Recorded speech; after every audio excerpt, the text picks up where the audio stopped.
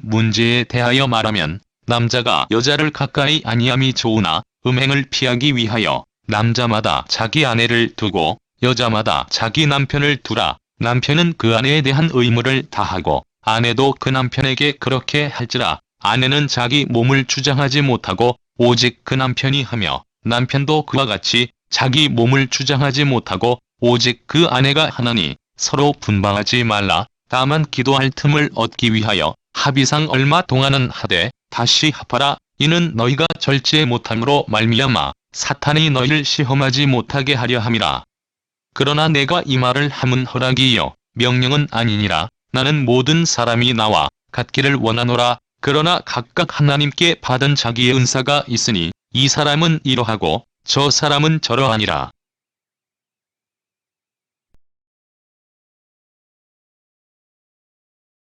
오늘은 결혼 생활에 관한 교훈이라고 하는 제목으로 함께 은혜를 나누고자 합니다. 음행의 부당성을 지적한 바울은 이제 고린도 교인들이 질문한 혼인에 관해서 답변을 하고 있습니다. 당시 고린도 교회가 헬라 철학의 금욕적 영지주의와 쾌락적 영지주의에 크게 영향을 받았음을 알 수 있습니다. 즉 당시의 헬라 사상은 두 가지로 나눌 수 있었는데 그 중에 하나가 쾌락적 영지주의였습니다. 이 사상을 지지하는 자들은 영과 육체는 완전히 별개의 것이라고 생각하여 육체가 짓는 죄는 인간의 영혼에 아무런 영향을 미치지 않는다고 주장하였습니다. 그래서 그들은 마음껏 음행을 저질렀고 고린도 교회 안에서 이 주장을 지지하는 자들은 당중한 생활을 하였으며 바울은 그것을 방지하기 위해서 교훈하였습니다. 반면 금욕적 영주주의자들은 육체를 저급한 것으로 여기며 그들은 육체의 욕망이 마음껏 발산되는 것이 좋은 것이 아니라 철저히 억압당하고 근절되어야 한다고 생각하였습니다. 특별히 깨달음이나 철학적 지혜를 얻는데 금욕주의가 도움이 되며 여선지자와 같은 신탁을 맡은 사람들은 더더욱 육체의 성결을 유지해야 한다고 생각하였던 것입니다. 즉 성생활이 종교적인 수양에 방해가 된다고 생각을 하였습니다. 그래서 그들은 혼인까지도 반대했고 철저히 독신을 고집했습니다. 그래서 바울이 이것을 시정하기 위해서 쓴 것이 바로 오늘 본문의 7장입니다. 이러한 배경은 혼인에 관해서 고린도 교인들이 오해하고 있었기 때문에 벌어진 일이었습니다. 고린도 교인들 중에는 일부는 철학적 사고의 영향으로 물질과 육체는 악하다는 생각이 투영되어 있었으며 그래서 그들은 육체의 성적 욕망도 악하다고 보았습니다. 이러한 그들의 사고는 헬라적 영향으로 참된 그리스도인이 되려면 육체의 욕망을 끊고 독신 생활을 해야 한다는 믿음을 갖게 하였던 것입니다. 단순히 외적으로 볼 때 이는 대단히 경건하고 아름다운 신앙의 모습으로 오인될 수 있습니다. 사람들은 세속과 인연을 끈 듯한 그들의 모습을 보며 참 신앙인의 모습이라고 칭찬했을 것입니다. 그러나 복음적인 시각에서 볼 때 이는 참 신앙인의 모습이 아닙니다. 참 신앙인의 모습은커녕 비복음주의적인 신앙의 모습입니다. 왜냐하면 참된 신앙은 거룩하고 경건한 인간의 행실에서 비롯되는 것이 아니라 철저히 그리스도의 대속의 은혜를 의지하는 데서 비롯되는 것이기 때문입니다. 자랑이나 인간적인 공로가 섞이면 그것은 복음과 철저히 대치되는 것입니다. 이것은 기독교의 기본 진리입니다. 따라서 혼인을 금지한 일부 고린도 교인들의 오해는 결코 작은 문제라 할 수가 없는 것입니다. 그것은 신앙의 기반을 뒤흔드는 문제였습니다. 또한 바울은 범죄를 방지하기 위해서 해결책으로 본문을 제시합니다. 그리스도인이 된 자격으로 요구하는 것이 독신이 아니라면 독신도 결코 나쁜 것은 아니라는 것입니다. 독신에는 혼인에 못지않은 많은 신앙적 유익이 있습니다. 바울과 같이 복음 선교를 위한 활동의 그 유익성은 특히 두드러지게 나타났습니다. 그러나 그럼에도 바울은 고린도 교인들이 혼인하도록 권면합니다. 그것은 당시 고린도시가 독신으로 살기에는 음행의 유혹이 너무 컸기 때문입니다. 그들은 교회문 밖에만 나서면 음행의 유혹을 언제든지 받았습니다. 그들은 원하기만 하면 성적 쾌락을 즐길 수 있었고 따라서 그 유혹도 매우 컸습니다. 그러므로 바울은 신앙적인 유익을 얻기 위해 독신하다가 죄를 짓느니 아니면 음행의 유혹에 고통당하느니 차라리 혼인하여 성적 욕망을 해소함으로써 범죄를 방지하는 것이 훨씬 유익하다고 보았고 이에 혼인을 권면하였던 것입니다. 죄와 싸워 승리하겠다고 다짐하는 것보다 이처럼 죄와 싸울 일을 미연에 없애버리는 것이 훨씬 지혜롭고 신앙인다운 모습입니다.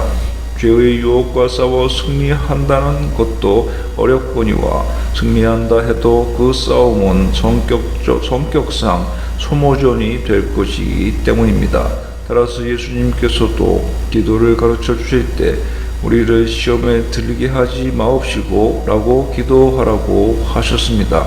우리는 시험에서 구원되기를 구하기 전에 시험에 들지 않도록 구해야 하는 것입니다.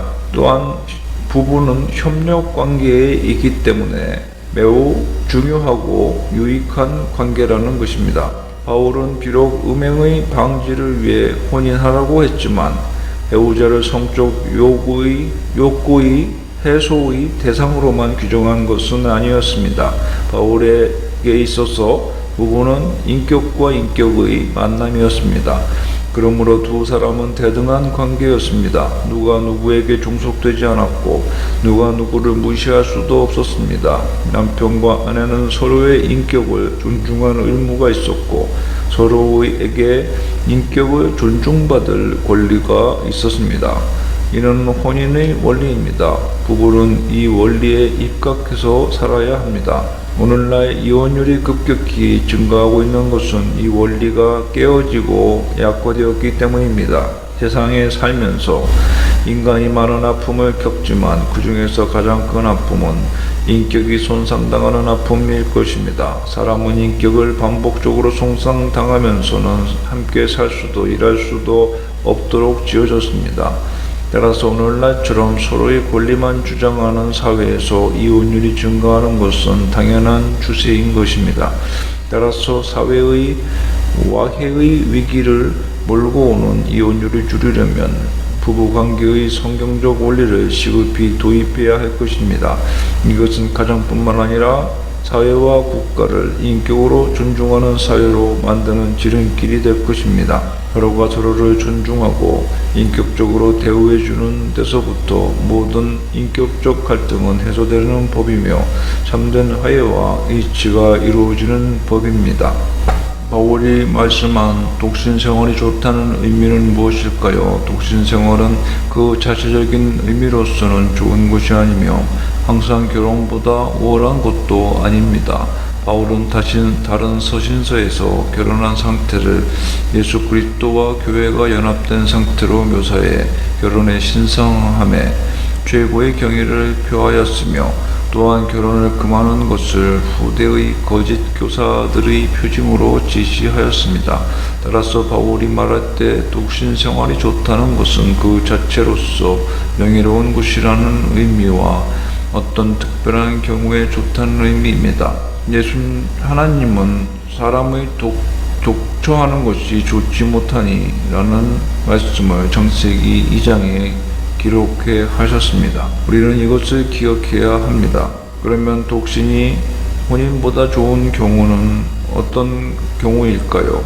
바울은 고린도 교회를 향하여 독신 생활이 혼인보다 좋은 경우를 몇 가지로 설명했습니다. 그것은 첫째로 임박한 환난의 경우에 좋다고 했습니다. 바울은 그리스도의 재림이 당장은 아니지만 매우 가까운 장래의 일이라고 생각했었습니다. 주께서도 이에 대한 교훈을 가르치시면서 깨어있을 것을 강조하셨다는 것을 우리는 기억해야 합니다. 여기에서 임박한 환난은 경제적 인간관계, 자기 성취 등이 아니라 대환란 때의 육체적 고통을 의미합니다. 이 고통 중에는 식구에 대한 관심도 포함됩니다.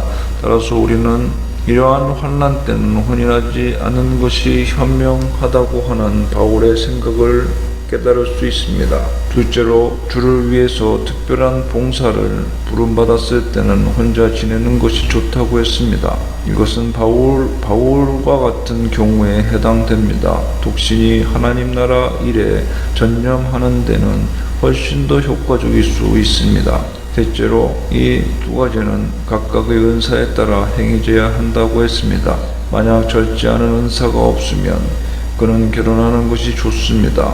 만약 절제하는 은사를 받았다면 결혼을 하지 아니하고 결혼보다 더 높은 목적을 위하여 일할 수 있을 것입니다. 또한 혼인 생활의 좋은 점은 무엇일까요? 혼인은 무절제한 욕망에 가장 좋은 방비책이 된다는 것입니다. 하나님은 인간을 창조하실 때 남녀를 창조하심으로 둘이 연합하여 한 몸을 이루도록 하셨습니다. 따라서 남녀가 성욕이 있는 것은 당연한 일이며 결혼을 하는 것도 자연스러운 일입니다. 한편이 다른 한편의 보충이 되며 그 결합은 거룩하며 신비로스러운 결합입니다. 이것은 곧 그리스도와 교회와의 혼인에 대한 지상에서의 반영이기도 하며 예표이기도 합니다. 그러나 이 모든 것을 차치하고서라도 결혼은 절제하지 못하는 욕구에 대한 온당한 분출 통로입니다. 우리는 여기서 바울이 고린도에서 유행했던 방탕함과 성에 대한 경시 풍조를 염두에 뒀다는 것을 기억해야 합니다. 하나님은 우리에게 금욕주의가 될 것을 말씀하시지 않고 선한 방법을 통하여 우리의 본능적 욕구에 만족을 얻도록 하셨습니다. 그것이 바로 혼인제도인 것입니다. 그러므로 혼인에는 부부의 의무가 강조됩니다. 남녀가 혼인을 하게 되면 두 사람은 서로 혼인 서약에 의하여 의무를 지니게 됩니다. 즉 혼인한 부부에게 있어서 한편은 다른 한편을 위하여 존재하며 그 존재론적 의무를 다해야 합니다. 둘은 한 몸을 이루게 된 것입니다.